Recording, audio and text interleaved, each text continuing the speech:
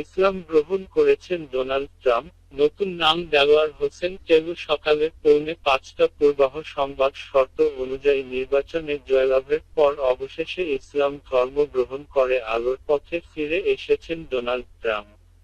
নতুন নাম দেলোয়ার হোসেন টেলু, ইসলাম গ্রহণ করেছেন ডোনাল্ড ট্রাম্প নামাজ পড়ছেন টেলু গত শনিবার ভোর রাতে তিনি আনুষ্ঠানিকভাবে ইসলাম ধর্ম গ্রহণ করার পর হাজেম ডেটে বাড়তি চামড়া কর্তনের কাজটি সম্পন্ন করে।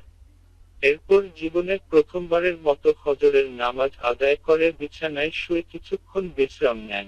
এ সময় ডাক্তার তাকে আমের জুস থেকে দেন।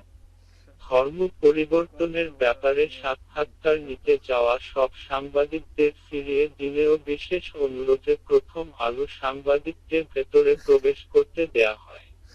এ সময় ট্রাম্প মলিন হাসি দিয়ে প্রথম আলো সাংবাদিককে উষ্ণ অভ্যর্থনা জানান। ট্রাম্প বলেন, ভাল লাগছে, বেশ ভাল লাগছে, এতদিন বনমানুষ ছিলাম, আজ নিজেকে প্রথমবারের মতো মানুষ মনে হচ্ছে।